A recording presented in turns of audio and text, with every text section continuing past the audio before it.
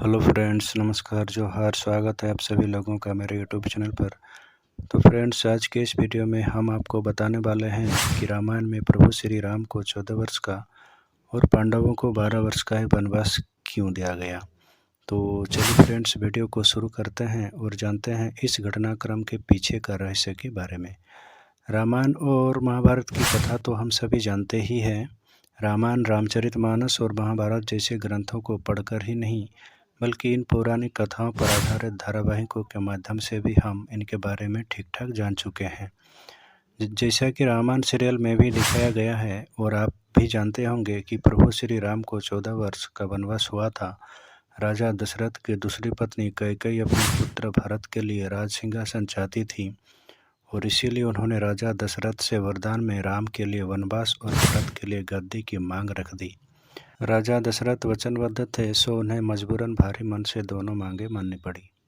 दरअसल अपनी दासी मंथरा के बहकावे में आकर कैकेयी ने ऐसा किया। मंथरा ने ही उसे कहा था कि राजा दशरथ परंपरा के अनुसार अपने बड़े और प्रिय बेटे राम का राज्याभिषेक करने वाले हैं और ऐसे में उनके बेटे भरत को अपने बड़े भाई का दास बनकर रहना पड़ेगा। इसी बहकावे में आकर कैकेयी ने राजा दशरथ से अपने 2 वरदान मांग लिए। इन 2 वरदानों के पीछे भी एक कहानी है।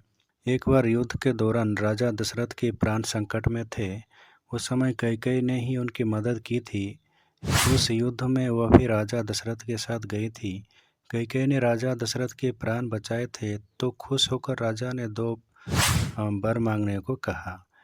कैकेयी ने तब कहा था कि समय आने पर वो मांग लेंगी। जब अयोध्या में राम के राज्याभिषेक की तैयारी चल रही थी, उसी समय मंथरा के बहकावे में आकर कैकेयी ने अपने बेटे भरत के लिए सिंहासन और राम के लिए 14 वर्ष का वनवास मांग लिया। लेकिन सवाल यह भी उठता है कि 14 वर्ष के लिए ही क्यों? कैकेयी ने राम के लिए 15 या फिर 20 या फिर उससे कम या ज़्यादा वर्षों के लिए भी वनवास मांग सकती थी। ऐसा नहीं थी कि कैकेयी अपने सौतेले पुत्र राम को प्यार नहीं करती थी, लेकिन अपने बेटे के लिए राज सिंहासन चाहने के कारण उन्होंने राम के लिए 14 वर्ष का वनवास मांग लिया। दरअसल त्रेता युग में भी रघुकुल में प्रशासनिक नियम हुआ करते थे।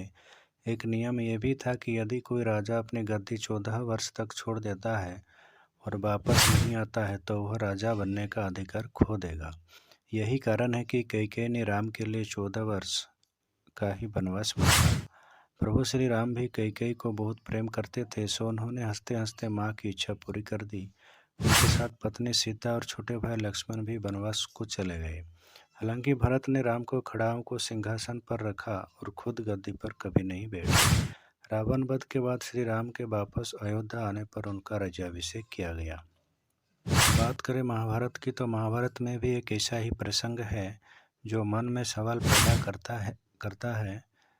जुए में बाजी हारने के बाद कौरवों ने पांडवों के लिए 12 वर्ष का वनवास और 1 साल का अज्ञातवास मांगा।